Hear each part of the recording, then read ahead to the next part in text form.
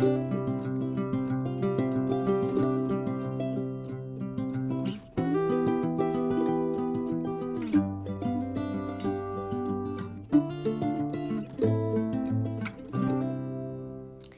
everyone, and welcome to this video all about PMU paragraphs. So you're going to start by just writing a really clear title, PMU paragraphs, in your book.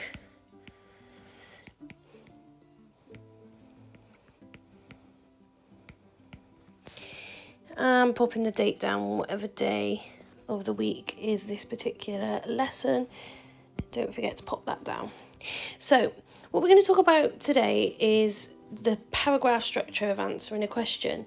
Now, you've probably gone over this a lot of times before with your teacher in lessons in year 7 and 8 and 9, and we understand that you are aware how to structure that paragraph, okay? But this is more like a little revision video just to remind you, because it's probably been a while since you've written a full paragraph, because we've been reading lots of articles this term. Okay, I'm going to remind you of what was in the previous video, which was this article all about gender equality. Okay, and I'm going to be using that again to write this paragraph, just so that I'm not taking ideas from what you're going to have to do, which is a paragraph on the Emma Watson article. Okay, so what I'm going to do is I'm going to start with going over the structure, a few tips on the PMU paragraph, okay? So we'll start with that, then we'll just have a question ready to go, we'll look at the article, and then we'll go ahead and write an example paragraph, okay? So let's start with going over the PMU structure.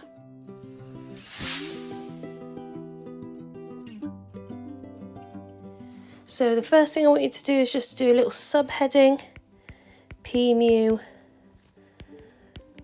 structure. And what we're going to do is just make sure that we understand what those kind of letters stand for and what you need to do in them. Okay, so we'll start with P, which obviously stands for point. So the P of your paragraph, we've already had a whole video going over this, so I'm not going to spend too long on it.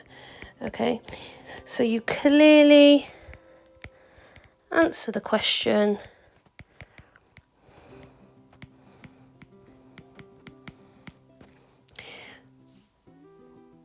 with your idea. And what I'm going to do is just use a different colour to give you a nice sentence starter for each of the parts of PMU. Now, it's quite hard to give a sentence starter for the point, because normally you would be using the words of the question, okay? So the question that we were using last time was about what the UN believes about gender equality, okay? So I'm just going to use that as an example.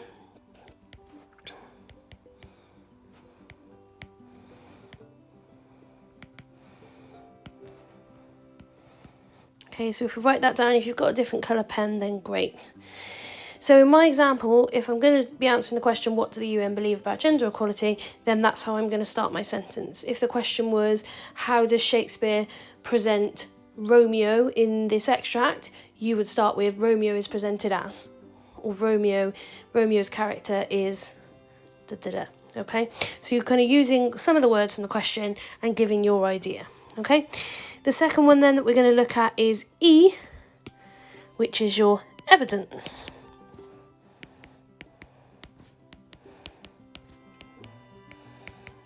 Right, now people often fall into some really kind of dangerous traps with evidence, and it's not as difficult as it seems.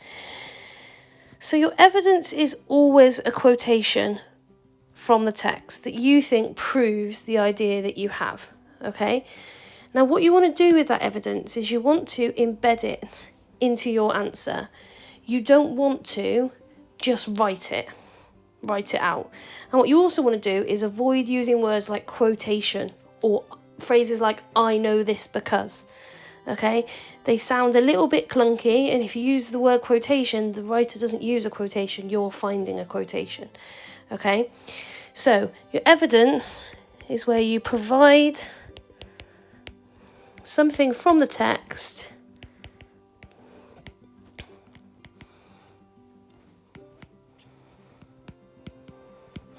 which proves your point.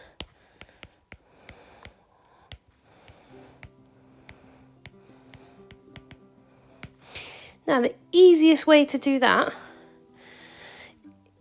is to give the writer's name. Okay, so say it was a poem, you might put written by, who have you looked at this year? You looked at William Blake's London, didn't you? So you could put Blake writes, or Blake describes London as.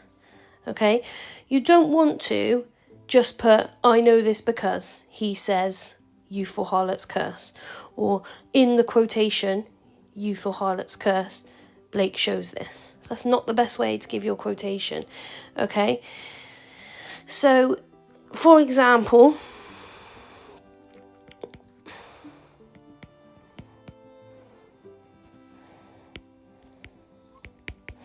and we'll stick with the Blake example. So that's where you're going to give your quotation. So you might say Blake writes, or Blake describes London as, and that's even better because there we're embedding our quotation into our answer, which is always much better. Okay, so you're trying to make the quotation almost part of your answer rather than an add-on, or I found this in the quotation, or I know this because. Okay, it sounds much better if you kind of thread it into your answer. Okay, right, next we're going to look at methods and explore. Now they're always separated, but they should be together. Okay, because really they're part of the same thing.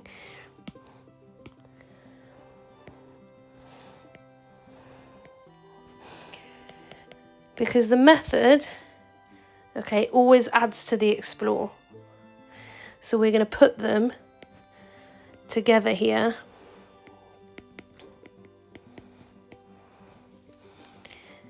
In a really good paragraph, what you'll try and do is try and pick out more than one method to look at.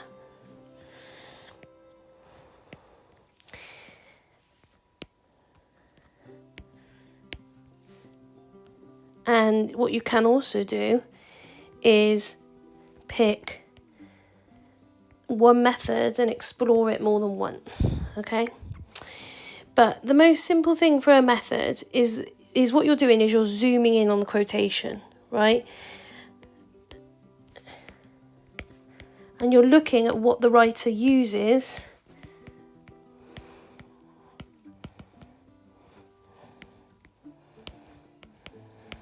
in the text. So ideally, you're looking for a language device or a particular word that you think has something interesting in it, and explaining what it suggests to the reader, and that's the explore bit, isn't it? So the explore is this bit, whereas the zooming in, the language device or keyword, is the method. Okay, so let's just do a quick example of that. So let's give an example. Blake's use of oxymoron reveals, and then you explain what that suggests. Or the list of 3 highlights, and again you explain what it suggests.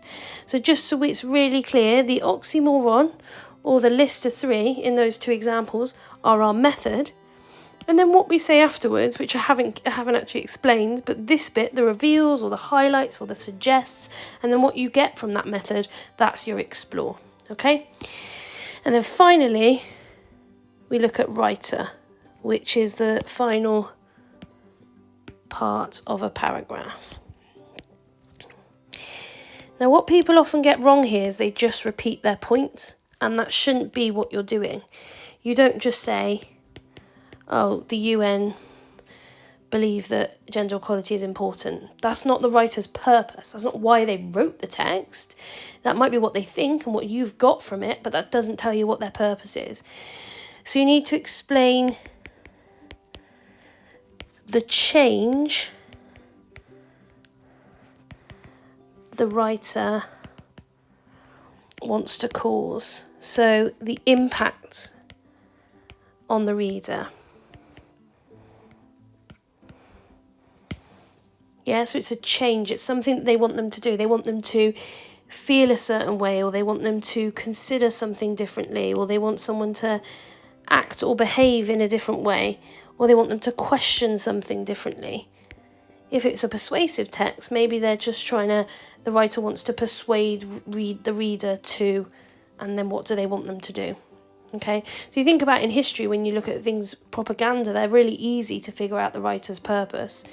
So a piece of propaganda from World War I wants to persuade the person looking at it to sign up for the war or to contribute to the army. So there's lots of different purposes that texts achieve, and every text that we read in English will try and achieve a certain purpose, and that's what that final sentence should do. So the most simple way to do this, the writer, obviously you would say who it is. So Blake, for example, if the poetry we were looking at, or the UN or whatever, the writer wants the reader to, and then these next bit is the kind of important thing. So question, maybe consider, or feel a certain way, or sympathise. Maybe the writer wants to educate the reader on something. So those are the different purposes that a writer might have, and you have to think really carefully about what impact they're trying to have on the reader. Okay, so that's PMU explained, and you should have all those notes down as I've just gone through them. So the next thing we're going to do is go back to that article, and we're going to write a PMU paragraph following this structure.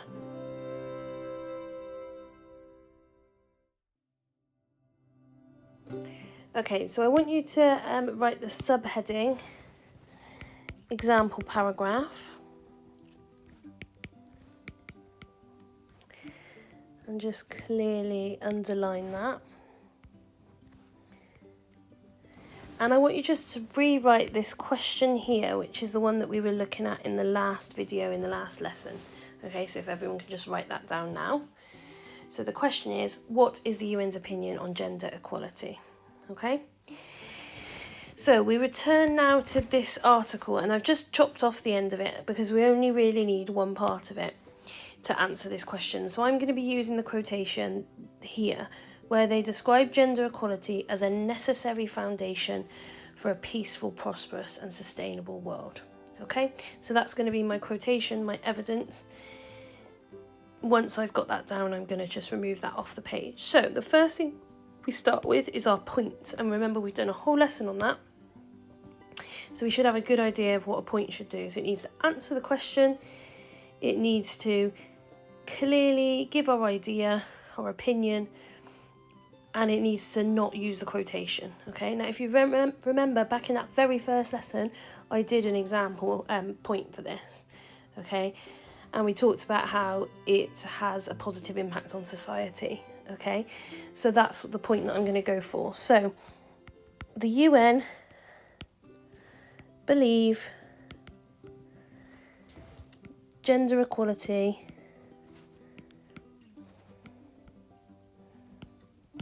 will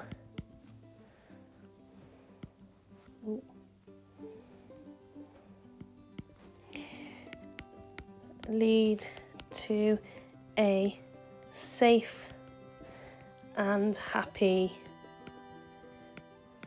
society. So if we remember those points up here, okay, the paragraph structure, that there is a really obvious, clear P. And if you want to do what I'm doing and keep the structure in the margin, you can do.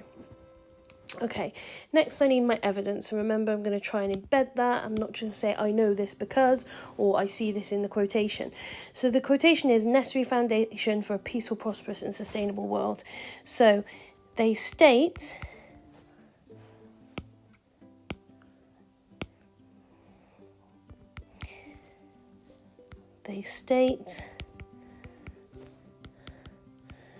that equality will, or no, not will, sorry, is, and then here goes my quotation, let me move this down, necessary, make sure you spell it right, 1 collar 2 sleeves, a necessary foundation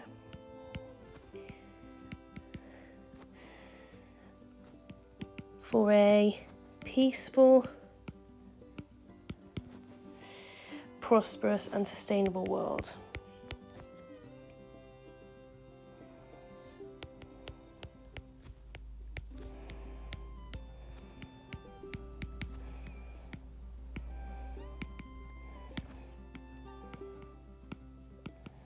Quotation marks. So you don't need to start a new sentence every time you move on to the next thing. It just happens that I'm finishing at the end of the line. So that there is our E, isn't it, our evidence. We've given something from the text which backs up our point nice and clearly. So that has fulfilled evidence. Okay, the next thing we need to do, I'm going to delete the article now. The next thing we're going to do is talk about the methods in this quotation. Now I've obviously picked these quotations because I've seen this quotation because I've seen a method in it already, so I haven't just picked it completely at random, because that would be quite dangerous, because then I end up stuck at this point when I'm trying to zoom in on things. So the thing that I've noticed about it is that it's got a list of 3. Okay, so I'm going to put the list of 3. Oh no, let's write it out whole.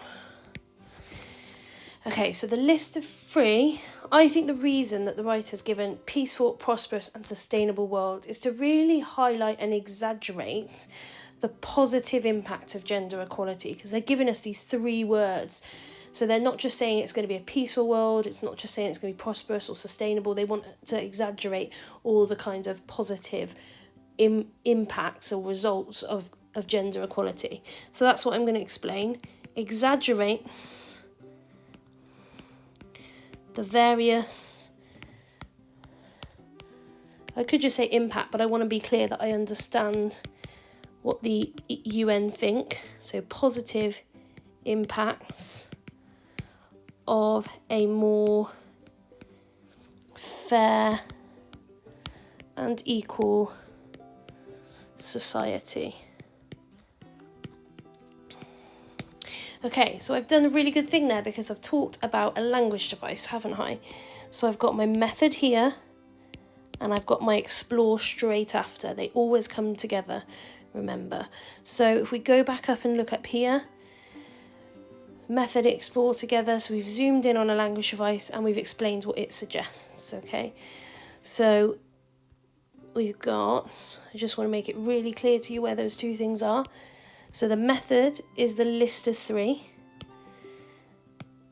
and the explore part is where I explain what it does. So that's that whole bit there.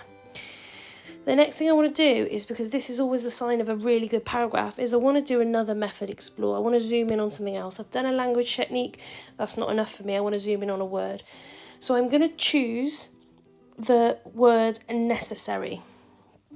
Okay?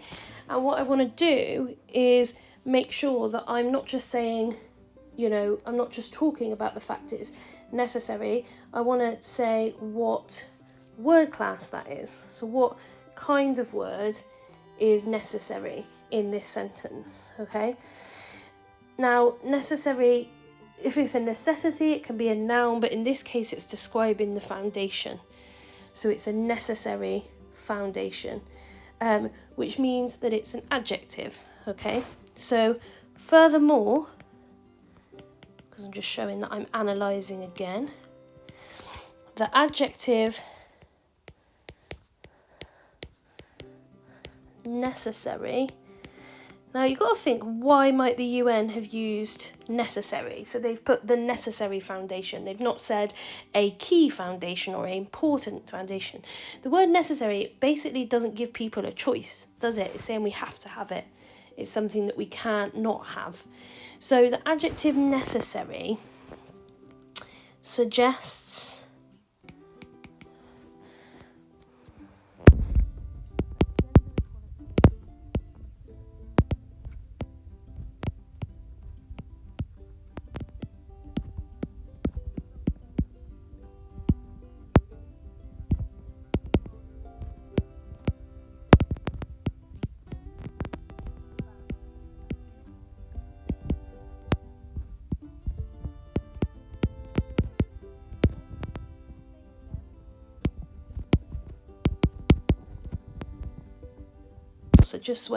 so we know where they are.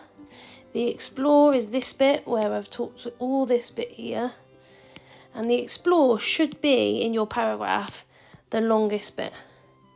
It always should be, okay, because it's the bit where you're kind of really talking about the writer's use of language. Okay, so that's our paragraph so far, and we're at the end of the paragraph now. We just need to do the writer's purpose. Now I think with this article that is actually quite easy. Okay, now the writer is the UN. Obviously they've had somebody write for them, but they've obviously chosen to have these words.